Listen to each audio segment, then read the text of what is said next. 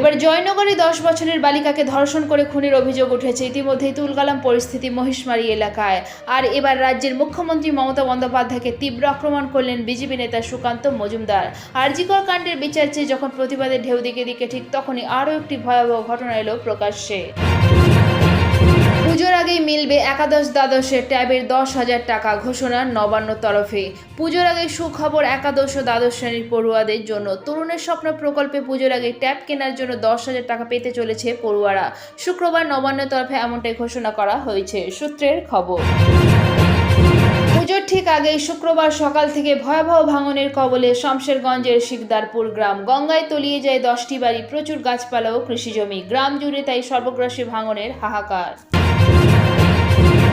উত্তরবঙ্গ মেডিকেলের অধ্যক্ষ ইন্দ্রজিৎ সাহার অপসারণ দাবি এবার বিভাগীয় প্রধানদের। স্বাস্থ্য ভবনে চিঠি দিলেন উত্তরবঙ্গ মেডিকেলের 16 জন বিভাগীয় প্রধান। অধ্যক্ষের বিরুদ্ধে অভিযোগ উঠলেও তদন্ত না হওয়ার অভিযোগ তুলে স্বাস্থ্য শিক্ষা অধিকর্তাকে চিঠি দিলেন অধ্যাপকরা, সূত্রের খবর।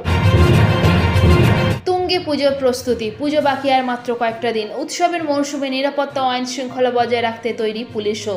মহিলা ও শিশুদের জন্য চালু করা হচ্ছে হেল্পলাইন নম্বর। রাস্তায় নামছেন 9,500-এরও বেশি পুলিশ কর্মী। নতুন করে অগ্নিগর্ভ পশ্চিম এশিয়া। গাজায় যুদ্ধের মাঝে নতুন করে অগ্নিগর্ভ পশ্চিম এশিয়া। এই আবহে নয়াদিল্লিতে হঠাৎ ক্যাবিনেট বৈঠক ডাকেন প্রধানমন্ত্রী নরেন্দ্র মোদী। যুদ্ধের আবহে কী করণীয়, কী প্রভাব পড়তে পারে তা নিয়েও আলোচনা হয় ওই বৈঠকে। আরজিকরের দুর্ভাগ্যজনক ঘটনা থেকে কোনো শিক্ষা নেয়নি রাজ্য সরকার। জয়নগর কাণ্ডে মুখ্যমন্ত্রী ইস্তফা দাবি বিরোধী দলনেতা শুভেন্দু অধিকারী। পুলিশের কর্তব্যে গাফিলতির কারণেই শিশুটির প্রাণ দিতে হলো, মন্তব্য শুভেন্দু অধিকারী।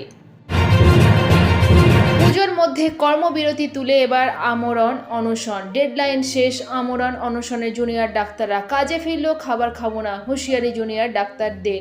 স্বচ্ছতা বজায় রাখতে অনশন মঞ্চে সিসি ক্যামেরা। প্রথম দফায় আমরণ অনশনে 6 জন জুনিয়র ডাক্তাররা। পুজোর মুখে প্রাক্তন সাংসদ অর্জুন সিংয়ের বাড়ির সামনে ইট বৃষ্টি, বোমাবাজি, গুলি চালানোর ঘটনায় 4 দুষ্কৃতীকে গ্রেপ্তার করল জগদ্দল থানার পুলিশ। আজকের আবহাওয়ার পূর্বাভাস। গতকাল বৃষ্টিতে ভিজেছিল হুগলি, উত্তর দক্ষিণ 24 পরগনা, পূর্ব পশ্চিম বর্ধমান, বীরভূম, মুর্শিদাবাদ এবং নদিয়া। আজ থেকে তবে আংশিক মেঘলা আকাশ থাকার সম্ভাবনা, তবে ক্রমশ কমবে বৃষ্টিপাতের পরিমাণ। বিক্ষিপ্তভাবে কোনো কোনো জেলায় হালকা বৃষ্টির সামান্য সম্ভাবনা রয়েছে। এদিকে উত্তরবঙ্গে আজ থেকে আবহাওয়ার কিছুটা উন্নতি হবে, কমবে বৃষ্টির পরিমাণ, তবে হালকা বৃষ্টিতে ভিজতে পারে জলপাইগুড়ি, কোচবিহার, আলিপুরদুয়ার। লাগাতার বৃষ্টি বাড়ছে কিন্তু নদীর জলস্তর। দার্জিলিং ও কালিম্পংয়ের পার্বত্য এলাকায় ভূমিধসের আশঙ্কা তৈরি হয়েছে। প্লাবিত হতে পারে নিচু এলাকা, ক্ষতি হতে পারে শস্যে।